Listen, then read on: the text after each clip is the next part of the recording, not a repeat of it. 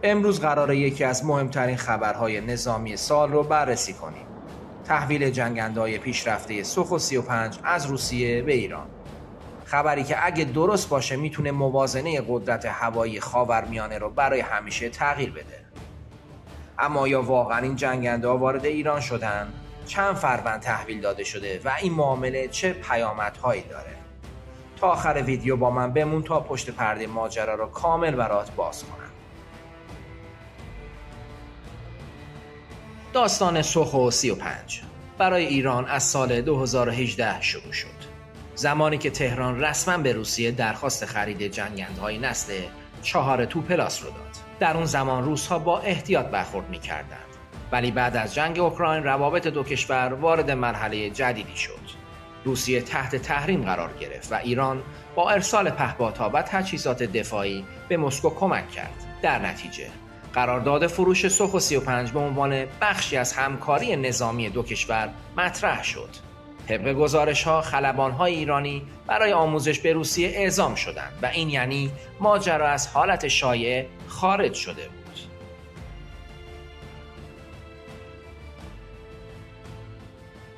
منابع مختلف از ارقام متفاوتی حرف زدند، اما بیشترین گزارش‌ها عدد 24 تا 25 فروند سوخو 35 رو تایید می‌کنند.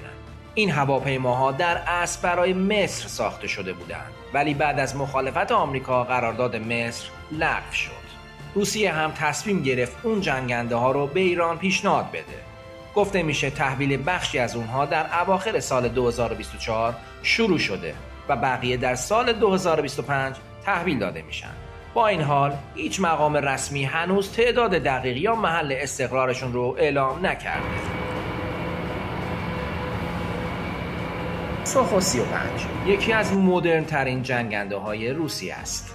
سرعتش بیش از 2.5 ماخه، رادار آرای فازی داره و میتونه تا 14 موشک هوا به هوا رو حمل کنه. توانایی مانور فوق‌العاده‌اش با موتورهای برداری باعث شده بهش لقب کابوس جنگنده‌های غربی رو بدن. برای ایران این یعنی پایان دوران وابستگی به جنگنده‌های قدیمی F-14 و F-4. در واقع نیروی هوایی ایران بعد از چند دهه بالاخره صاحب یک ناوگان مدرن میشه.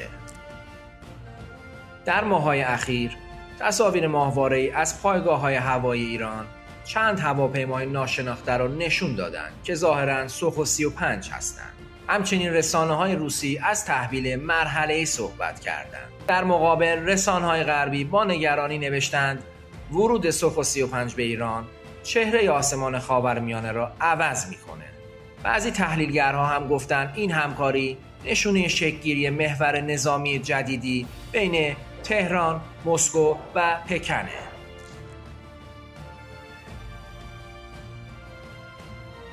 اگه ایران واقعا به سوخو 35 مجهز شده باشه، موازنه هوایی در منطقه کاملا تغییر میکنه.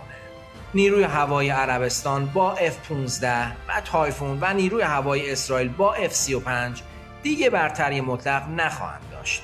سوخو 35 با شعاع درگیری بالا و رادار قدرتمندش میتونه آسمان ایران رو به منطقه ممنوعه برای هر دشمنی تبدیل کنه.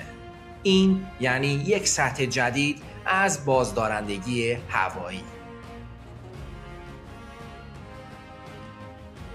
هنوز هیچ تصویر رسمی از استقرار سوخو 35 در ایران منتشر نشده، اما شواهد و گزارش‌ها نشون میدن که این جنگنده ها دیر یا زود وارد کشور میشن.